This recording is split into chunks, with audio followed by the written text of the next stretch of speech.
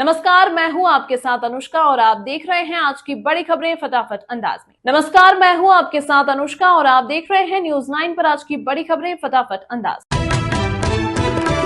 आज big story में देखिए, हरियाणा में स्थित अल फलाह यूनिवर्सिटी में बम निरोधक दस्ता पहुंचा है। हरियाणा पुलिस की bomb disposal team university campus में पहुंची है। बता दें कि अल फलाह यूनिवर्सिटी से आतंकी लेडी डॉक्टर शाहीन की सिल्वर कलर की ब्रेजा कार बरामद की गई। ब्रेजा कार बरामद होने के बाद बम डिस्पोजल टीम को बुलाया गया है, जो कि कैंपस में ब्रेजा कार की जांच कर रही है। भारत निर्वाचन आयोग ने बिहार विधानसभा की 243 सीटों के लिए हुए चुनाव 2025 का सफलतापूर्वक आयोजन किया है, जिसमें मतदान प्रतिशत 68.13% रहा, जो 1951 के बाद से अब तक का सर्वोच्च स्तर है। आयोग ने 14 नवंबर को सुचारू रूप से मतगणना प्रक्रिया के लिए भी प्रावधान किए। मतगणना 14 नवंबर को सुबह 8 बजे शुरू होगी। आयोग के निर्देशों के अनुसार डाक मतपत्रों की गिनती सबसे पहले शुरू होगी, उसके बाद ईवीएम की गिनती सुबह 8:30 बजे शुरू होगी। डाक मतपत्रों की गिनती ईवीएम मतगणना के अंतिम चरण से पहले पूरी होनी है। डाक मतपत्रों की गिनती ROARO द्वारा उम्मीदवारों या उनके मतगणना एजेंटों की उपस्थिति में की जाती है। खुफिया एजेंसियों ने जैश ए मोहम्मद की टॉप कमांडर डॉक्टर शाहीन के बारे में अहम जानकारियां उजागर की। सूत्रों के मुताबिक डॉक्टर शाहीन को संगठन में मैडम सर्जन का कोड नेम दिया गया था। उसके करीबी साथी और जैश के अन्य आतंकी उन्हें इसी नाम से पुकारते थे। शाहीन लड़कियों के ब्रेनवॉश संगठन में उनकी भर्ती के नाम में लगी हुई थी। रिपोर्ट्स के मुताबिक शाहीन लड़कियों को कैटेगरी में बांटकर उनमें दहशतगर्दी की तरफ मोड़ने का काम करती।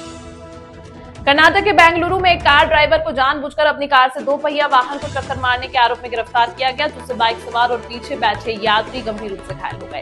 सीसीटीवी वीडियो में दिख रहा है कि टक्कर के बाद बाइक उड़कर डिवाइडर के दूसरी तरफ जा गिरी। बता दें कि बीते 26 अक्टूबर की रात सदाशिवनगर ट्रैफिक पुलिस इलाके में न्यू BL रोड पर रामैया सिग्नल बस स्टैंड के पास शिकायतकर्ता अपने पति और बेटे के साथ 2 पहिया वाहन पर सदाशिवनगर पुलिस स्टेशन जंक्शन की ओर जा रही थी। तभी रामैया अस्पताल बस स्टॉप के पास उसी सड़क पर पीछे से एक अज्ञात लाल टाटा कर्व कार ड्राइवर आया और तेज स्पीड और लापरवाही से वाहन चलाते हुए शिकायतकर्ता के 2 पहिया वाहन के पिछले हिस्से में टक्कर मार दी। दिल्ली में लाल किले के पास सोमवार शाम को एक सफेद रंग की i20 कार में विस्फोट हुआ। इस घटना में 13 लोगों की मौत हो चुकी है और 20 से ज्यादा लोग घायल हैं। कई राज्यों की पुलिस और विभिन्न सुरक्षा एजेंसियां मामले की जांच कर रही हैं। कई राज्यों से इस घटना से जुड़े संदिग्ध लोगों को गिरफ्तार भी किया गया। आपको बता दें कि भारत सरकार ने दिल्ली में ब्लास्ट की घटना को आतंकी कृत्य करार दिया। वहीं अब इस घटना का लिंक एक ऐसे देश से जुड़ा है जिसे जानकर हर कोई हैरान है। सूत्रों के मुताबिक दिल्ली धमाके के तार तुर्की से जुड़े पाए गए हैं। दिल्ली के लाल किले के पास हुए कार ब्लास्ट के बाद असम पुलिस ने राज्य भर में सोशल मीडिया पर अपमानजनक पोस्ट करने वाले 15 लोगों को गिरफ्तार कर लिया। बता दें कि देश की राजधानी में हुए इस भयानक धमाके में कम से कम 12 लोगों की मौत हो गई थी और 20 से ज्यादा घायल हो गए थे। असम के मुख्यमंत्री हिमंत बिस्वा शर्मा ने गुरुवार की सुबह इस बारे में जानकारी देते हुए कहा कि असम पुलिस हिंसा का महिमा मंजन करने वालों के खिलाफ सख्त है और इस मामले में कोई समझौता नहीं करेगी। दिल्ली पुलिस और हरियाणा पुलिस की संयुक्त जांच में लाल किले के पास हुए विस्फोट की साजिश के पीछे डॉक्टरों की आड़ में चल रहा आतंक का बड़ा खेल सामने आया। मुख्य आरोपी डॉक्टर मुजम्मिल, डॉक्टर आदिल, उमर और शाहीन ने मिलकर करीब 20 लाख रुपए कैश जुटाए थे, जो उमर को सौंपे गए थे। इन पैसों से गुरुग्राम, नूह और आसपास के इलाकों से 20 क्विंटल से ज्यादा NPK उर्वरक यानी कि नाइट्रोजन, फास्फोरस और पोटेशियम खरीदा गया, जिसकी कीमत 3 लाख रुपए थी। इस उर्वरक से IED बनाने की योजना थी। सुप्रीम कोर्ट ने गुरुवार को दिल्ली में वायु प्रदूषण के उच्च स्तर पर पहुंचने पर गंभीर चिंता व्यक्त की है। कोर्ट ने कहा कि दिल्ली में अब वायु प्रदूषण से बचने के लिए मास्क भी पर्याप्त नहीं है। इससे लोगों की परेशानी बढ़ सकती है। जस्टिस PS नरसिम्हा ने यह बातें उस समय कही जब मामले की सुनवाई के दौरान कपिल सिब्बल समेत कुछ वरिष्ठ अधिवक्ता अदालत में पहुंचे। इस पर जस्टिस नरसिम्हा ने कहा कि आप सब यहाँ क्यों आ रहे हैं? हमारे पास वर्चुअल सुनवाई की सुविधा है, कृपया इसका लाभ उठाएं। इस पर सिब्बल ने कहा कि हम मास्क का उपयोग कर रहे हैं। दिल्ली के लाल किले के पास हुई ब्लास्ट के बाद एंटी टेरर स्क्वाड ने इंटीग्रल यूनिवर्सिटी प्रशासन से 60 छात्र छात्राओं की विस्तृत रिपोर्ट मांगी। इसी यूनिवर्सिटी में डॉक्टर परवेज पढ़ाया करता था, जिसने दिल्ली धमाके से ठीक 3 दिन पहले रिजाइन कर दिया था। डॉक्टर परवेज डॉक्टर शाहीन का सगा भाई है, इसलिए ATS पूरे मामले की पड़ताल करना चाहती है। मंगलवार को ATS ने GSVM कॉलेज परिसर में प्रचार डॉक्टर संजय कला से पूछताछ कर तमाम दस्तावेजों को खंगाला। उत्तर प्रदेश के बाराबंकी से एक दर्दनाक घटना सामने आई। यहाँ चिकेत नगर थाना क्षेत्र के सराय बरई गांव में स्थित पटाखा फैक्ट्री में गुरुवार को जोरदार विस्फोट हुआ। इस घटना में अब तक 2 लोगों की मौत हुई और 3 लोग गंभीर रूप से घायल हैं। विस्फोट के बाद अभी भी रह रहकर धमाके हो रहे हैं और उनकी आवाज दूर दूर तक सुनाई दे रही है। इस इलाके में हड़कंप मचा हुआ है। सूचना मिलते ही पुलिस और फायर ब्रिगेड मौके पर पहुंची और राहत बचाव कार्य शुरू किया। DM व SP सहित उच्च अधिकारी मौके पर पहुंचे हैं और स्थिति का जायजा ले रहे हैं। व्हाइट कॉलर टेरर नेटवर्क का पर्दाफाश होने के बाद आतंकी गतिविधियों में शामिल डॉक्टर भाई बहन शाहीन, शाहिद और परवेज को लेकर बड़ा खुलासा हुआ है। सूत्रों के मुताबिक डॉक्टर शाहीन और डॉक्टर परवेज ने शुरू में ऑनलाइन माध्यम से ऐसे वीडियो देखे थे जो जिहाद के बारे में बताते। धीरे धीरे इन वीडियो का इतना असर हुआ कि ये सेल्फ रेडिकलाइज हो गए। बाद में ये भाई बहन डॉक्टर मुजम्मिल के संपर्क में आए और बड़े आतंकी मॉड्यूल का हिस्सा बन गए। पुलिस सूत्रों का कहना है कि डॉक्टर परवेज के यहाँ से मिले मोबाइल फोन और लैपटॉप की शुरुआती जांच से पता चलता है कि वह जो भी कॉल करता था या मैसेज भेजता था उसे फौरन डिलीट कर देता।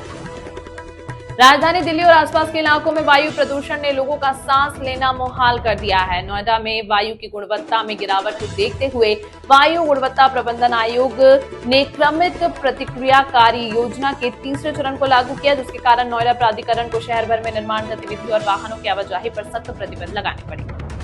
महाराष्ट्र की राजधानी मुंबई में लोकल ट्रेन यात्रा के दौरान एक चौंकाने वाला मामला सामने आया। यहाँ एक यात्री ने रेलवे को चकमा देने के लिए नकली टिकट तैयार किया, लेकिन रेलवे कर्मचारियों की सतर्कता और चतुराई से उसका चाल नाकाम हो गई। आरोपी को रंगे हाथ पकड़ लिया गया और अब उसके खिलाफ मामला दर्ज कर लिया गया है। इस घटना के सामने आने के बाद हर कोई हैरानी में।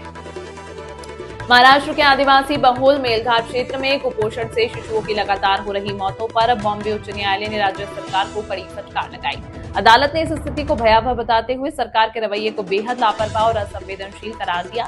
न्यायमूर्ति रेवती मोहिते डेरे और न्यायमूर्ति संदेश बादल की खंडपीठ ने जनहित याचिकाओं पर सुनवाई करते हुए कहा कि जून 2025 से अब तक 0 से 6 माह आयु वर्ग के 65 बच्चों की कुपोषण के कारण मौत हो चुकी है, जो राज्य के लिए एक गंभीर और शर्मनाक स्थिति है। महाराष्ट्र के डिप्टी सीएम अजीत पवार ने अपने बेटे की कंपनी से जुड़े एक समृद्ध जमीन सौदे के बाद एक कार्यकर्ता द्वारा इस्तीफे की मांग किए जाने पर बुधवार को कहा कि वह अपनी अंतरात्मा की आवाज सुनकर फैसला लेंगे। अजीत पवार के बेटे पार्थ से जुड़ी एक निजी कंपनी पुणे के मुंदवा इलाके में एक सरकारी भूखंड से जुड़े 300 करोड़ रुपए के सौदे के केंद्र में है, जिसे अब रद्द कर दिया गया। राष्ट्रीय राजधानी दिल्ली में सोमवार को लाल किले के पास हुए ब्लास्ट के मामले की जांच जारी है। इस घटना में अब तक 12 लोगों की जान जा चुकी है। सरकार ने इस घटना को आतंकी कृत्य करार दिया है। वहीं अब गुरुवार को दिल्ली के महिपालपुर इलाके में तेज धमाके की आवाज सुनी गई है। घटना की सूचना मिलते ही दिल्ली फायर सर्विस एक्शन में आ गई है। जानकारी के मुताबिक दमकल की 3 गाड़ियां महिपालपुर इलाके में मौके पर मौजूद है। पैरामिलिट्री फोर्सेस की तैनाती, सीसीटीवी से निगरानी। बिहार विधानसभा चुनाव की काउंटिंग से पहले कड़ी सुरक्षा में रखे गए ईवीएम। बिहार विधानसभा चुनाव के लिए मतगणना 14 नवंबर को होगी। इसी बीच इलेक्ट्रॉनिक वोटिंग मशीनों को कड़ी सुरक्षा के बीच रखा गया। Central armed paramilitary forces CAPF आंतरिक सुरक्षा की जिम्मेदारी संभाल रही है। वहीं 24 घंटे सीसीटीवी से निगरानी की जा रही है। बिहार विधानसभा चुनाव के दूसरे चरण का मतदान समाप्त होने के एक दिन बाद मुख्यमंत्री नीतीश कुमार बुधवार को पटना में विभिन्न धार्मिक स्थलों पर दर्शन किया।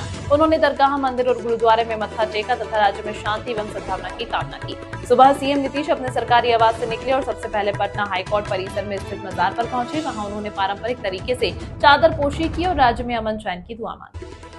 केंद्रीय गृह मंत्री अमित शाह की दिल्ली सीएम रेखा गुप्ता के साथ मीटिंग, मंत्री आशीष सूद भी मौजूद। राजधानी दिल्ली में सोमवार को हुए बम ब्लास्ट से जुड़ी बड़ी जानकारी सामने आई। देश में बड़े धमाकों की बहुत बड़ी प्लानिंग थी। सिर्फ दिल्ली नहीं बल्कि अयोध्या, प्रयागराज समेत कई जगह आतंकियों की निशानी।